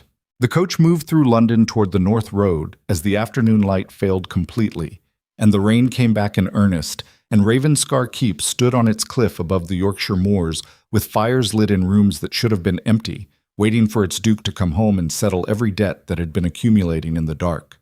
The North Road was 8 hours in good weather. They made it in 6. Lucien did not sleep. He sat in the moving coach with his ribs pressed against the side panel and his eyes on the darkness beyond the window, and ran the geometry of the situation the way he had run every difficult situation in 11 years of absolute authority, by stripping away everything emotional and mapping only what was true. Thomas Vale had sent men to Ravenscar Keep. Those men had been there since the previous day, which meant they had moved before the Chancery meeting, before the London confrontation, before any of tonight's events, which meant Thomas had not been reacting to Lucien's moves. He had been running a parallel operation on a predetermined timeline, and the events of the evening had simply accelerated the moment of collision. The thing about parallel operations was that they required a specific kind of confidence, the confidence of a man who believes he has already won. Thomas Vale had believed, from the beginning, that Serafina was a pawn, that Richard was isolated, and that Lucien Ravenscar was a man whose only leverage was the cold authority he projected from behind the walls of his estate. Thomas had not accounted for the way walls change when something inside them begins to matter. That was the thing about defending nothing. You were very good at it, impenetrable, permanent, and completely, structurally unprepared for the moment you discovered you had something to lose. Serafina sat across from him in the dark coach and did not sleep either. She watched the road the same way he did, and somewhere north of Sheffield she said, without preamble, Thomas was the one who recommended Robert hire the survey firm. Lucien looked at her. "I remembered it just now. He introduced them. He told Robert it was a prestigious commission, that it would establish his reputation as a serious man of property." Her voice was level, but her hands in her lap were pressed flat against her knees, the specific, contained posture of someone managing something physical. He sent his own brother-in-law into it, knowing what Robert would find. He sent Robert in as bait, to see whether the survey would surface the falsification, and to have someone positioned to contain it if it did. The coach moved through the dark. "Robert was not careless," she said. "He was careful. He was meticulous. The pneumonia—" She stopped. "You do not know that it was not pneumonia," Lucien said carefully. "No, I do not know." She looked at him. "But I know Thomas. And I know that a careful man catching a fever and dying in 6 days while holding documentation that powerful men wanted destroyed is a particular kind of coincidence." She breathed out slowly. "I have known it, I think, for a long time. I just could not afford to know it and keep moving. You file certain things under 'not yet' and you keep moving." Lucien said nothing. There was nothing to say that was not a platitude, and platitudes were an insult to what she was carrying. He reached across the dark space between them and put his hand over hers on her knee, and she turned her hand over and held his, and they rode the last 2 hours north like that, in the dark and the rain, without speaking. And it was not nothing. It was in the specific language of two people who had spent their lives managing alone everything. Ravenscar Keep appeared out of the pre-dawn dark, the way it always appeared, massive and absolute on its cliff edge, lit from within, the stone walls catching the last of the storm's lightning in the distance. Home, Lucian thought, and the word had a different weight than it had carried 3 weeks ago, before a woman arrived with one trunk and looked him in the face without flinching and started, without asking permission, to fill the silence. Edmund had sent riders ahead. The staff loyal to Ravenscar, which was most of them, had been quietly positioning since the message. Thomas Vale had sent 4 men. 4 was enough to control a household staff through the simple mechanics of threat. It was not enough to hold a house against a duke who had grown up in its walls and knew every corridor, every back stair, every door that opened silently, and every floor that announced wait. Lucien left Serafina in the coach 200 yards from the gate with the driver and a pistol and a single instruction. If anyone comes out of those gates who is not me or Edmund, you drive south and do not stop. I understand. Stay in the coach. I will stay in the coach, she said. And then, quietly, before he stepped out into the rain, come back. 2 words. The simplest possible sentence. He felt them in the same place he had felt everything she said that mattered, that undefended space below the sternum that had been closed for 3 years and was now, inconveniently and permanently, open. Yes, he said. He went in through the east wall service entrance that had a lock he had broken at age 12 and never had repaired because the memory of breaking it had always given him something he could not name. He moved through the back passages of his own house in the dark, his ribs objecting to every step, the cut above his eye pulling at its dried edge, and he let the pain sharpen his attention the way pain does when you are moving towards something rather than away from it. He found Edmund in the kitchen corridor, contained but unharmed, along with 3 house staff who looked frightened but intact. Edmund's expression when he saw Lucien, the specific combination of relief and immediate professional reassembly, was the most honest thing Edmund's face had produced in 20 years of service. 4 men, Edmund said, low and fast. 2 in the great hall, 1 at the main gate, 1 upstairs, the east corridor. Thomas himself arrived an hour ago. He is in your study. Thomas Vale had put himself in Lucian's study, at Lucian's desk, presumably, and Lucian's chair, in the room that was the architectural heart of the Duke of Ravenscar's authority. The deliberateness of that was not subtle. It was a declaration, the kind that only means something if the person you are declaring it to does not arrive to reclaim it. Lucien handled the logistics of the next 12 minutes with the focused efficiency of a man who has no patience for theater. The man at the gate encountered Edmund, which was its own kind of resolution. The 2 in the great hall encountered Lucien, and the confrontation was brief and conclusive in the way that confrontations tend to be when one of the parties has been building toward exactly this kind of physical reckoning for 3 years, and the other parties are functionaries hired for intimidation rather than genuine resistance. His ribs informed him, loudly and repeatedly, that the night had already been long. He was not interested in the opinion of his ribs. The man in the east corridor surrendered when Lucien came around the corner carrying the specific expression that had made grown men revise their plans at 50 paces for over a decade. Some threats do not require articulation. Some authority is simply visible in the quality of a person's stillness. Then Lucien walked to his study and opened the door. Thomas Vale was 43 years old, medium build, with the kind of face that had learned to perform reasonableness so comprehensively that the performance had become the face. He was sitting at Lucien's desk. He had helped himself to Lucien's whiskey. He looked up when the door opened and his eyes moved quickly to the state of Lucien, the blood, the way he was carrying his left side, and Thomas processed this information with the quickness of a man who has spent years reading situations and adjusting. He had adjusted for a damaged, exhausted man. He had not adjusted for what was actually in the room. "Ravenscar," Thomas said. "Get out of my chair," Lucien said.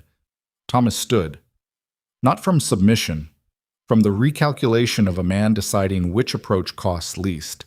He moved to the side of the desk and stood with the whiskey glass and the manufactured calm of someone buying time for a speech he had prepared. Lucian did not give him time for the speech. Your men are confined. Your operation at the Chancery is known to Pemberton and will be known to the Lord Chancellor by morning. The Edinburgh documents are being expedited to London tonight. He crossed to his desk and stood behind it, reclaiming the geography of the room with the simple fact of occupying it. You have two options. You cooperate with the investigation and provide testimony that implicates Harwick and the others in exchange for whatever the Chancellor's office is willing to offer. Or you do not, and you carry the full weight of what you built, including the survey suppression, including Robert Vale's very convenient death in a drafty house 6 weeks after he found what you sent him to find. The room was very quiet. I did not kill Robert, Thomas said. I believe that, Lucian said. I believe you are the kind of man who arranges conditions and allows outcomes rather than directing them.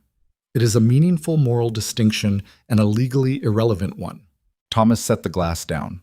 Something moved behind his eyes, a slow interior collapse. Not dramatic, not broken, just the specific subsidence of a structure that has been under pressure for too long and has finally run out of the resources required to hold its shape. Sarah is here. She is nearby. Does she know about Robert? She has her own mind about what she knows. Thomas looked at the desk, not at Lucian, and his face did the thing that even very managed faces do when the strategy has been exhausted and only the person underneath remains.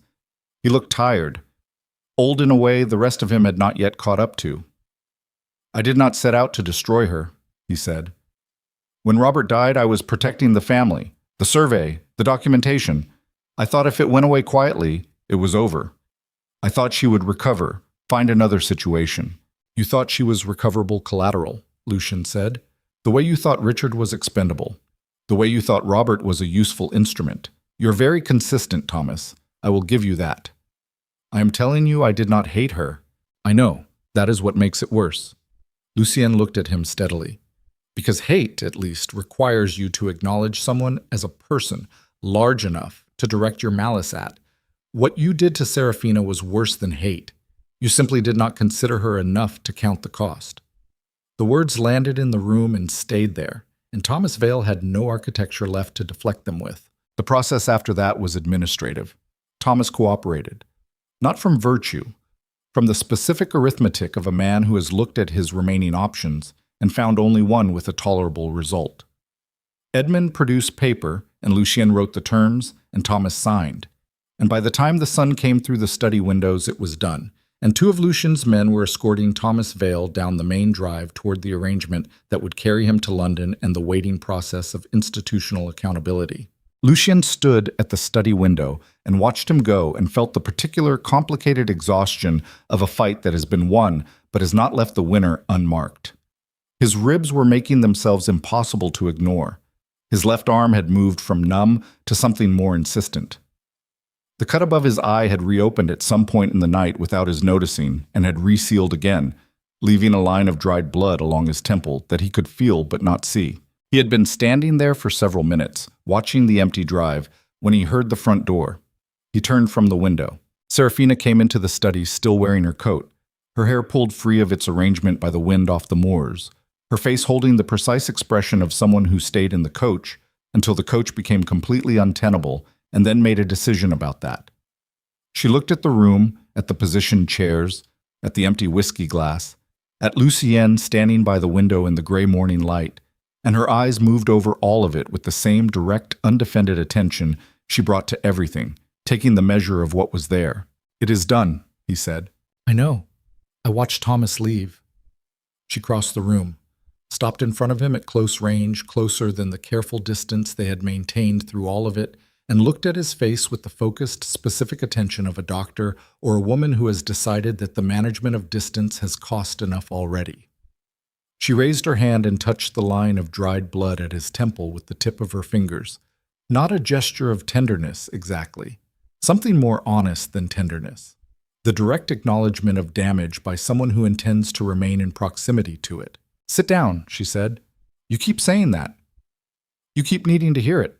He sat, in his own chair behind his own desk, in the gray morning of his own study, and she stood across from him and the light came through the windows the way it always did, changing everything it landed on, and Ravenscar Keep settled around them with the deep structural silence of a very old house that has just witnessed something it will retain in its walls alongside everything else it has accumulated.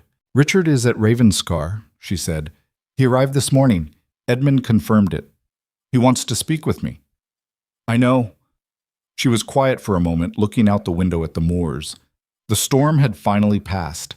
The sky was the washed, transparent gray of the hour after a long rain, and the landscape was very clear in it, every detail precise and clean. "I'm going to forgive him," she said. "Not because what he did was acceptable, but because carrying the alternative is a weight I have already been carrying in the form of grief for 2 years, and I'm finished being heavy." She looked at Lucien. "I learned that from somewhere recently." He looked at her. The morning light was doing what it did, finding the honest version of things. She was 31 years old, and she had survived the deliberate destruction of everything she had built twice over, and she was standing in his study on the morning after the worst night of both their recent lives. And she was talking about forgiveness with the specific, unromantic seriousness of someone who understands it as a tool rather than an emotion. He thought about Charlotte. He had not forgiven himself for the comfortable years, the years of assuming permanence, the years of not looking hard enough at what he had because he was confident it would remain. He had turned that unforgiveness into a fortress and called it strength. And he had been wrong in the specific, thorough way that a very intelligent person is wrong when they have mistaken the mechanism for the thing it was meant to protect. He had spent 3 years believing that caring about something was a vulnerability. He had been right about that. He had been wrong about what to do with the information. "I need to say something," he said. She waited. "I have been a man who ruled through fear for long enough that I had forgotten there was another kind of ruling. The kind that requires you to stand in the open, where people can reach you." He turned the empty glass on the desk with one hand, a small motion, something for his hands to do while the rest of him managed the unfamiliar territory of saying things directly. "Charlotte dying did not teach me that. I taught myself that after. I decided the lesson meant I should become something that could not be touched. And I have been that thing for 3 years, and it has cost everyone around me, and it has cost me. And I have known it and continued anyway because the alternative required me to admit that the fortress was not protection. It was just a different kind of damage." The room was very still. Serafina, her full name in his voice. He had not said it before, not once. He had always used the distance of formality, Mrs. Vale, the careful management of names as another architecture of control. "I'm going to ask you something, and I need you to understand that the asking is not a strategy. It is not a political calculation or an act of protection or any of the other things I have historically dressed decisions in. It is simply what I want, which is something I have not allowed myself to have since I was a man who still knew how." She sat down in the chair across from him, the same chair she had sat in on the night he told her about Thomas, and her face was open in the way it was only ever open when she had decided that managing her expression was not worth the energy. "Ask," she said. "Stay," he said. "Not as a household guest, not as a social coordinator or a political asset or any of the useful things you are in those capacities. Stay, because I want you here. Stay because this house has been a place of managed fear for 3 years, and 3 weeks ago, a woman arrived with one trunk and refused to sit down when I commanded her, and something in me recognized that as the only honest thing that had happened in this house in a very long time." He looked at her steadily. "Stay because I will not command you to, and I would like the chance to learn how to ask." The fire had burned down while they talked, and the morning light was strengthening through the windows, and outside on the moors, the last of the storm's clouds were moving east, breaking apart as they went, and the sky behind them was a color that Lucien had not paid attention to in years. The pale, clear, extraordinarily uncomplicated blue of a day that is simply beginning. Serafina looked at him for a long moment. Her eyes held the thing he had learned to read there, the direct, undefended truth of a person who had decided that honesty was the only remaining form of survival.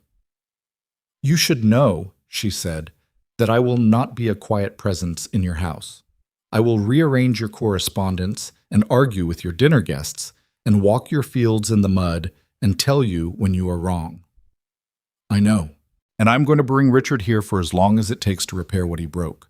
He will be underfoot. He will be irritating. He will eat your food and disrupt your schedule. I know that too. And I cannot promise you that the mechanisms of what Thomas did to Robert can be fully proved. I cannot promise there will be justice in the specific form that would make it feel like justice. I can only promise that the investigation will be honest and thorough, and that I will not look away from whatever it finds.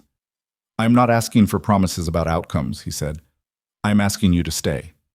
She looked at him for one more moment. Then she said simply, yes.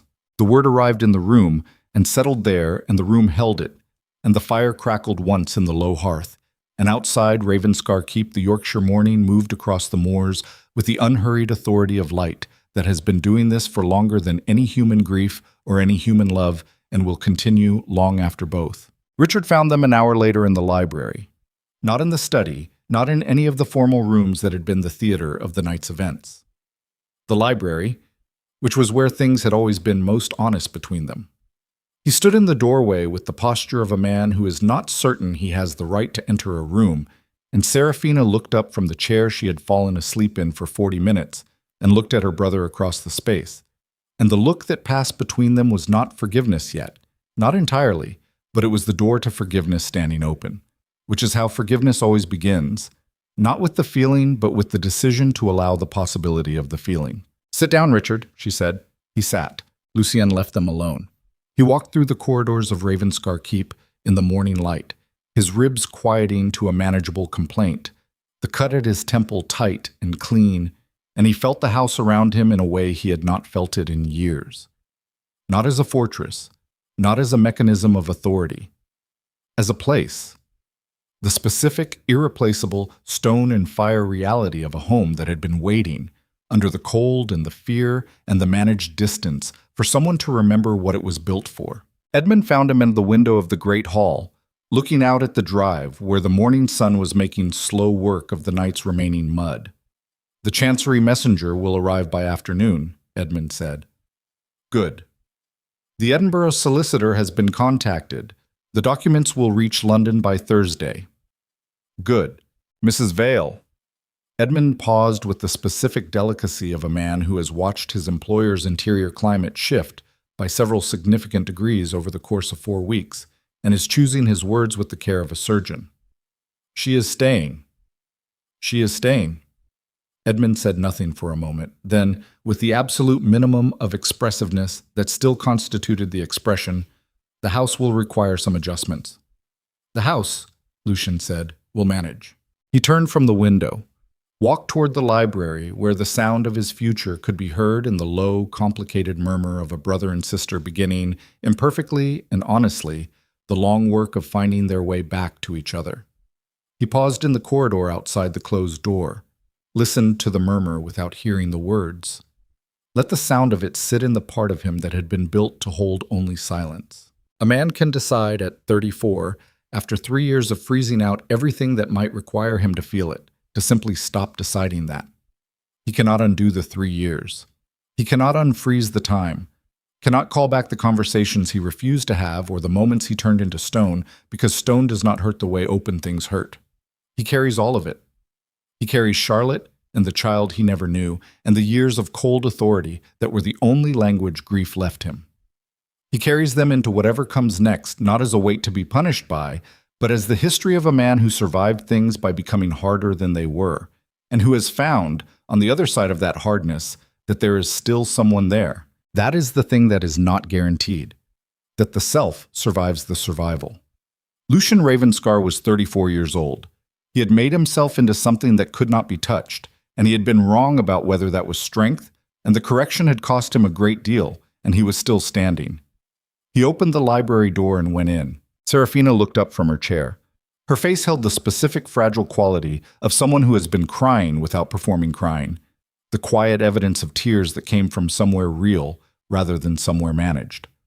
Richard sat across from her with his hands between his knees and the posture of a man who has said difficult things and meant them. They both looked at Lucien when he came in, and he looked back, and the room held all three of them in the morning light without requiring any of it to be resolved faster than it was going to resolve.